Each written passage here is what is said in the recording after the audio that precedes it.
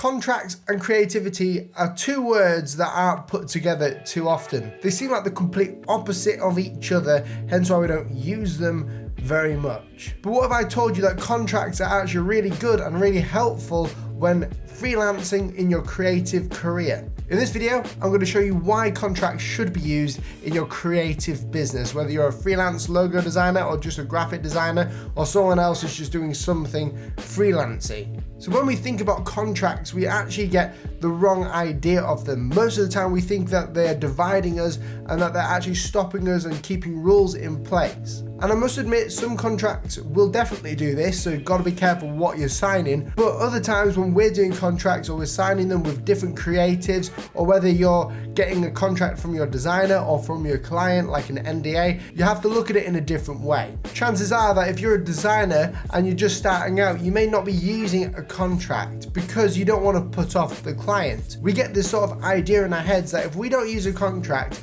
then people won't feel as threatened to work with us with all this legal jargon. The same goes with deposits and down payments, that we don't want to put off the client that we're working with at that moment in time, so we'll just make it as easy for them to work with us as possible. The attitude to that is a really good attitude to have, but you have to do it very practically and actually work it out. What I would say to you, if you're in your first years of creative businesses, then you have to take out contracts and make them so you don't get screwed over, and also so you don't get a misunderstanding when you're working with someone. So what do contracts actually do? Well, contracts are basically sheets of paper or verbal communication, or written like email communications, basically agreeing on something together. Most people now are on a phone contract. Now beforehand we were all basically on pay as you go, apart from the high flying people. But your phone contract is an agreement between you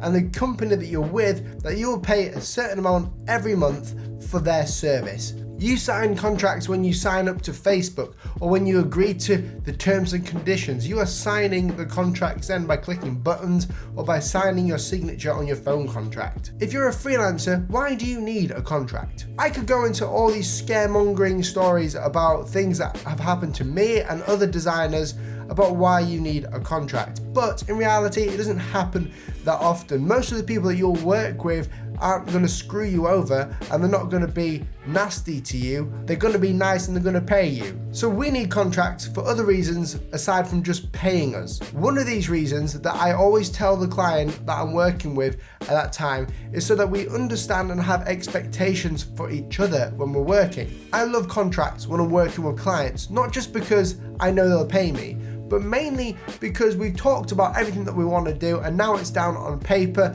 You're signing for it, which means that yes, you understand what I'm going to do for you and I understand what I'm going to do for you. So let's work together in this. In the best terms, a contract is where you can refer back to in case there's been some sort of miscommunication or if something has gone wrong down the road when you're working with a client. So you need a contract for your creative business so you and the client will both fully understand what you're doing for each other. It's not just about payment. You can't just say to your client, I'm going to give you this to sign so I know that you'll pay me. It's so that you both understand and you have a place to refer to when maybe the client wants something more or that you haven't done enough for the client. They say, you signed that you would do this, so you must do it. There are some specific things that you need to have in a contract for a logo designer or a graphic designer, and they don't have to be confusing. So basically, this video is not a sponsored video at all, but I have got in the description below a website that I use and I know a lot of other freelancers use